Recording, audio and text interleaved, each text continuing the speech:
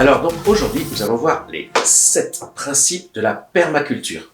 La perma quoi? Bah oui, justement, j'allais dire, la permaculture, c'est un drôle de mot. Vous l'avez peut-être entendu, moi je sais que je l'ai déjà entendu, mais qu'est-ce que c'est au juste? Est-ce que tu peux nous en dire un peu plus, Sophie? Alors, permaculture, dans permaculture, vous entendez peut-être deux mots. On entend perma, permanente, et culture. C'est la culture permanente. Et on va voir pourquoi on peut faire des cultures permanentes. Permanente. Alors, premier principe.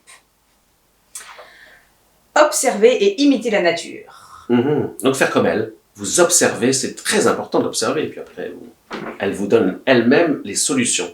Exactement. Et puis en observant la nature, on voit qu'il y a certaines plantes qui sont en symbiose, qui vont bien l'une avec l'autre. Et puis on comprend que dans la nature, elles arrivent à éloigner les insectes tout seules. Voilà. Et puis observer le terrain sur lequel on veut cultiver. Donc on regarde où est-ce qu'il y a du soleil, s'il y a du vent, quel côté ça serait le plus venteux. Et on observe son terrain.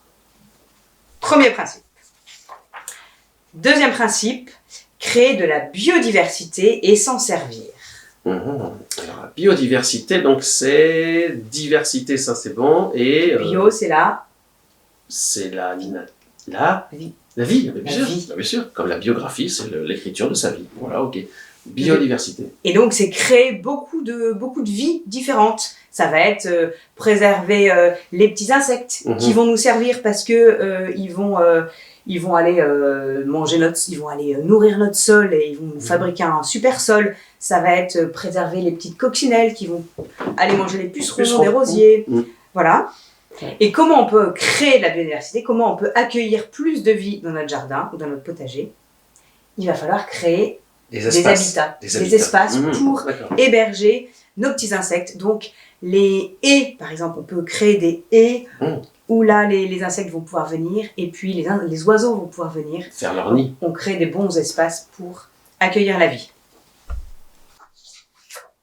Troisième principe. Récupérer et stocker l'eau et l'énergie solaire. Alors. Là, des ressources. Oui, récupérer l'eau, on met des gouttières, ou voilà, on met un réservoir en fait. Ouais. Voilà, on peut l'eau et l'énergie solaire, c'est des super énergies renouvelables, illimitées. C'est gratuit en plus. C'est gratuit, donc récupérer l'eau et comme ça, pas besoin d'arroser avec l'eau du robinet. Et puis stocker l'énergie solaire, ça veut dire comment on va réussir à stocker l'énergie solaire. Alors là, on prend le rayon de soleil et puis on le met dans sa poche. Non, je crois pas, à mon avis. Et ben non. Alors là, ça veut dire que on va jamais avoir un sol à nu. On va planter plein de plantes parce que les plantes, elles font, vous savez, la photosynthèse. Donc elles utilisent l'énergie du soleil, elles stockent le carbone et elles fabriquent des feuilles. Et c'est comme ça qu'on arrive à avoir plein de matières et d'utiliser le soleil. Trop bien. Ensuite, je crois qu'il y a... Ah oui. Réutiliser ses déchets. Et oui, alors ça, on avait déjà vu ça un petit peu avec le compost. Oui. Mais en permaculture, on imite la nature. Et dans la nature, rien ne se perd, tout se transforme. On va utiliser nos déchets pour, donc typiquement, les feuilles mortes, nos déchets de restes alimentaires, nos déchets de mauvaises herbes. Ça va redonner de la bonne terre. Et ça évite du coup d'acheter du terreau ou de mettre des engrais chimiques.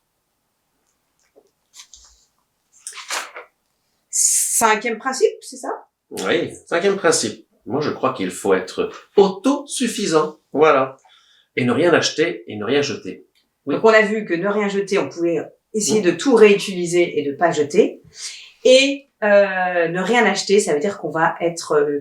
un système de production qui est autosuffisant, c'est-à-dire qu'il n'a pas besoin d'acheter ni d'engrais, parce qu'il a de la bonne terre déjà, il sait fabriquer du compost.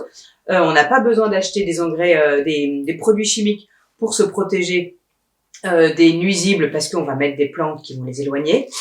Et puis, on n'a pas besoin d'acheter des graines, parce que on va les récupérer d'une année sur l'autre. D'accord. Les plantes vont pousser, et puis on va garder nos graines qu'on pourra replanter l'année prochaine. Ça sert à rien de dépenser son argent comme ça. Et ça permet d'être autosuffisant, donc se suffire à soi-même. Enfin, juste le système, hein, pas nous. Hein. Les hommes, on n'est pas autosuffisants. Ah, il faut être patient. Et ça n'est pas facile d'être patient. Respecter, si tu encore une fois, c'est imiter la nature. Voilà. Être patient. Ça prend du temps. Les plantes, il faut leur laisser le temps de pousser. Et donc, on attend petit à petit. Et on est trop content quand ça arrive. Dernier principe. Exact. Alors ensuite, il faut produire en abondance et distribuer le surplus. Ça veut dire que si on en a un peu trop, on appelle le voisin et on lui dit « Hey, tu veux pas un peu de tomates? Là, j'en ai trop. » Donc voilà, on partage avec les autres.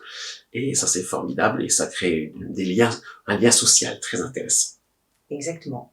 Et comment on produit en abondance? Avec la permaculture, on arrive sur des toutes petites surfaces à produire, à vraiment produire beaucoup de choses. On a des super rendements, comme on dit, juste sur une petite surface. Voilà.